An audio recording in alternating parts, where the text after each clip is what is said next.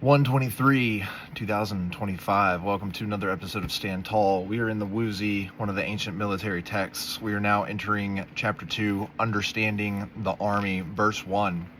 Marcus Wu asked Wu Qi, "Currently, I'm threatened by the Qin, the Chu, and the Zhao across my west, south, and northern borders. The Qi to the east. The Yan blocks my escape in one direction and Han in the other. The 6 states have us surrounded. I am in an extremely unfavorable position. I am very concerned. What is to be done?" To which Wu Qi replied, "The first and most important step to securing your state is to be ready.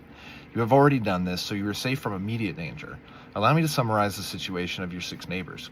Qi's army is large but very weak. Qin's army is broken up into many small regiments, but each one of these is a powerful fighting unit. Chu is orderly battle lines but cannot withstand a sustained assault. Yan's army can defend itself but is inflexible. The armies of Yan and Qiao are orderly but no use in battle. The people of Qi are hardy and determined, and their state is wealthy.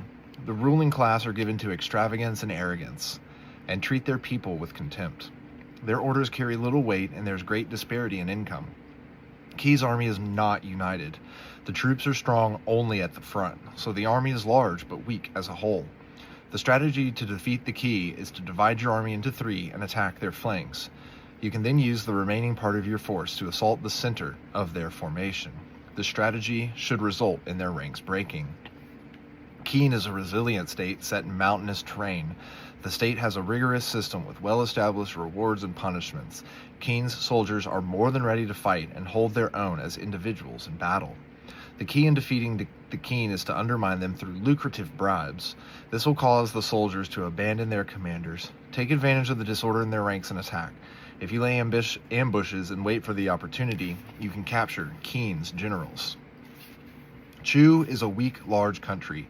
Its government is disorganized and its edicts and the people are tired. This is why Chu has neat formations but cannot withstand a sustained assault. In order to defeat Chu, bring its garrisons into disarray with attacks and break their spirit. Wear them down with lightning raids. Its army can be defeated without the need for a single pitched battle. Yan is an honest state whose people are careful and who value the brave and good. They are not good at deception or intrigue, so they hold their ground and have no skill in seizing opportunities.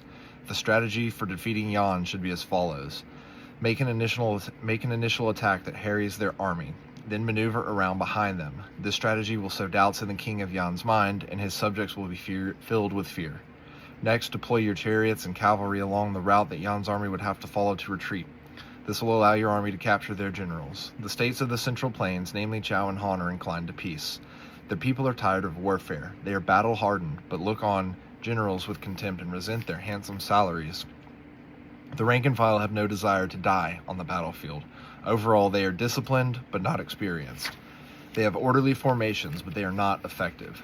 The strategy to defeat the states of the Central Plains is to break through their lines with strong formations. If they attack, then repulse them. When they withdraw, pursue them. This strategy will wear them down. That concludes my report on the 6 neighboring states. Within your army, you will find fierce fighters strong enough to lift a huge tripod, or who can run faster than a warhorse. You must recruit such talented soldiers who can capture the standards of the enemy and kill their generals. Those with such military prowess should be separated from the rank and file and promoted. Such men should be crack troops of an army. Those soldiers who can use all kinds of weapons, who are healthy and nimble and determined to destroy the enemy, should be promoted. With such men, you are sure of victory. Treat their parents, wives, and sons well, and motivate them with rewards and punishments in equal measure. Such hardened soldiers will be able to fight for sustained periods. As long as you can understand these issues, then you will be able to defeat enemies who outnumber you many times." To which Marcus Wu says, "Very well." All right, that is quite a long opening reading, and I promise they get shorter for part 2. But we see here that even in a very bad situation, the best thing to do is, number 1, be ready. Be ready for attack. Be ready for anything to happen at any moment. And the next thing you need to do is you need to study your enemy. You need to figure out what the weaknesses are, what their strong points are, where their weak points are, and what to do when they show their weakness, what to do when they attack, or what to do when they retreat. Know them both culturally and their armies, and then that is the way that you secure your victory. The same thing with us.